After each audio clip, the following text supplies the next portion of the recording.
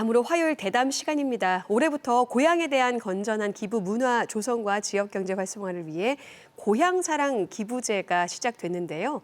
이 고향사랑 기부제로 모은 기금이 해안 쓰레기 줍기에 처음으로 사용된다고 합니다. 아직 이 제도에 대해 잘 모르시는 분들도 많을 텐데요. 그래서 오늘은 이 제도에 대해서 또 자세한 이야기 나눠보겠습니다. 최종우 제주도 세정 담당관 나오셨습니다. 안녕하십니까? 네, 안녕하십니까. 네, 이 고향사랑 기부제 많이 들어봤다 하지만 아직 생소한 분들도 많으실 텐데요. 네. 어떤 제도인지 좀 자세하게 설명 부탁드릴게요. 네, 고향사랑기부제는 원래 1월 1일부터 시행되고 있는 제도인데 간략히 말씀드리면 법인은 일단 안 되고요. 네, 개인인 경우 자신의 주소지 외에 자치단체에 연간 500만 원 한도에서 기부를 하시면 세액공제와 함께 네. 답례품을 제공하고 기부금으로 모금된 자금은 기금을 형성해서 주민복리 증진 등에 사용되는 재원이 되겠습니다. 뭔가 좀 일석이조의 효과가 있는 아주 좋은 네. 제도인 것 같습니다. 그렇다면 이 고향사랑 기부제가 처음 생기게 된 이유는 뭔지 그리고 그 취지는 뭔지도 참 궁금한데요. 네, 최근 저희 우리나라가 인구 감소가 급속하게 진행되고 있는데 그 인구 감소에 따라 가지고 수도권을 제외한 농촌 지역의 인구 소멸 위기라든지 그거에 따라서 이제 또 그 지역의 지역 경제 부분이 지역 경제와 지방 재정이 악화되는 부분에 대해서 보완할 필요가 있어서 도입이 된 거고요. 그래서 기본 취지는 그렇게 보시면 됩니다. 예. 그 건전한 기부 문화를 조성하고 네. 그 지역의 지역 경제를 활성화하고 그리고 국가 전체적으로 균형 발전을 도모하는 것이라고 보시면 되겠습니다. 네, 그 균형 발전을 위한 또 네. 제도이다. 이 고향사랑 기부제 혜택이 또 있잖아요. 그것에 대해서 좀 궁금해하시는 분들도 있을 것 같습니다. 세액공제 혜택도 있고요. 또 네. 답례품도 받을 수 있다고 네. 들었습니다. 얼마나 세액공제를 받을 수 있고 어떤 답례품을 받을 수 있는지도 소개해 주세요. 네, 좀 더 자세히 설명드리면 예. 세액공제는 10만 원까지는 전액 세액공제가 되고 10만 원을 초과해서 500만 원까지 초과 16.5%가 세액공제가 됩니다. 그렇지만 답례품은 기부한 금액의 무조건 30% 상당이 되고요. 그렇게 해서 기부금에 대해서는 세액공제와 답례품이 혜택이 있고 우리 제주인 경우 현재 답례품이 14개 품목이 지정되어 있어요. 네. 그래서 제주를 대표할 수 있는 가장 유명한 게 감귤, 돼지고기, 오메기떡 뭐 이런 게 있을 수 있고요. 뭐 갈치 그리고 지역 상품권인 탐나는 전, 뭐 과줄 그런 물품뿐만 아니라 이제 도미토리 사용과 함께 일례 식사권 네. 그리고 관광지 관람과 함께 2명에게 제공되는 커피 제공권 이런 서비스 체험 상품권도 답례품으로 준비되어 있습니다. 와, 그러니까 제주의 특산품뿐만 아니라 또 네. 관광지인 만큼 제주에서 즐길 수 있는 그런 네, 상품들도 그렇습니다. 아주 다양하게 구성이 되어 네. 있네요. 이 답례품을 통해서 지역 특산물의 판매가 또 늘어나면 지역 경제 활성화 효과도 좀 기대해 볼 수 있을 것 같은데요. 어떤가요? 네, 그 답례품은 원칙적으로 그 지역에서 생산 제조된 물품에 대해서 그리고 거기서 발생하는 그 서비스 네. 그리고 그 지역에서만 통용되는 지역 상품권 네. 이런 부분으로 한정이 되어 있어요. 답례품 제공은. 그래서 기존 답례품 사업자가 답례품 사업자로 지정이 되면 기존 매출액에 더하여 새로운 신규 매출이 발생하게 되고 그거에 따라서 소득 증대라든지 고용 창출이라든지 그 생산과 제조의 확대 이런 것으로 인해서 이제 지역 경제가 활성화될 것으로 기대되고 있는 사항입니다. 네, 그야말로 선순환 구조로 갈 수 있는 굉장히 좋은 제도인 것 같습니다. 좀 많은 분들이 이 고향사랑 기부제에 참여하셔서 지역 경제에 더 도움이 되면 좋을 것 같습니다. 제주의 고향사랑 기부제가 도입된 지 이제 넉 달이 지났어요. 그렇죠. 네, 네. 그동안 얼마나 많은 기부금이 모였을지도 궁금한데요. 네. 3월 말 기준으로 보면요. 예, 제주에 기부하신 분이 1,966명이 되시고요. 금액으로는 3억 1,400만 원이 되겠습니다. 그리고 지금은 월 기준으로 한 1억 상당이 들어왔다고 하지만 연말까지는 그 40억 가까이 가능하지 않을까 조심스럽게 저희들이 목표를 네. 잡아서 추진하려고 하고 있고요. 그 이유는 그 대부분의 직장인들이 연말정산 시즌이 연말에 그렇죠. 11월, 예. 12월에 집중이 되고 그 즈음에 고향사랑 기부금도 집중적으로 모금이 될 수 있을 것으로 기대하고 있습니다. 10만 원까지는 또 전액 공제라고. 전액 세액 공제죠. 그러니까 10만 원을 네. 돌려받고 네. 3만 원은 덤으로 답례보를 받는 거죠. 와, 그거 꼭 기억해 주셔야겠습니다. 그리고 기부하신 분들에 대한 이 현황에 대해서도 좀 분석을 하셨을 것 같아요. 네. 좀 연령별이라든지 네. 지역별이라든지 좀 어떤지도 궁금한데요. 네, 아까 말씀드린 대로 이제 3억 1,400만 원에 대한 내용을 일단 연령별로 보시면 그 30대에서 50대가 76%를 기부를 하셨고요. 네. 60대 이후인 경우는 6.1% 되지만 금액은 또 22% 정도 돼요. 그래서 60대 이후에는 그 기부금 금액이 예. 크다고 볼 수 있고요. 네. 그리고 지역별로 보면은 그 서울 경기 쪽이 48.8%, 금액으로는 58%를 넘고 있습니다. 오, 네. 예. 그리고 금액대별로 보시면 10만 원 기부자가 82.2%로 제일 많아요. 네. 예.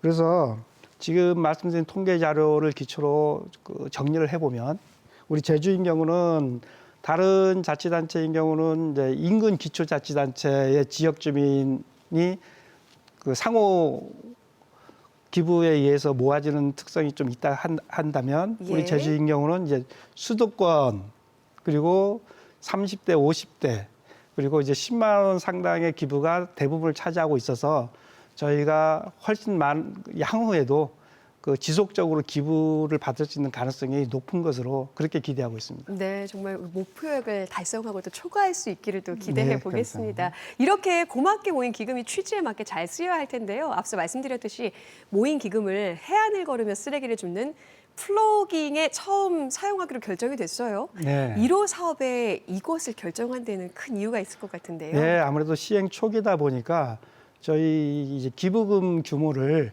키우는 것이 더욱 중요하다고 보고 있고요. 네. 그래서 기부자가 함께 공감하고 참여할 수 있는 프로그램이 필요하다 그렇게 판단을 했습니다.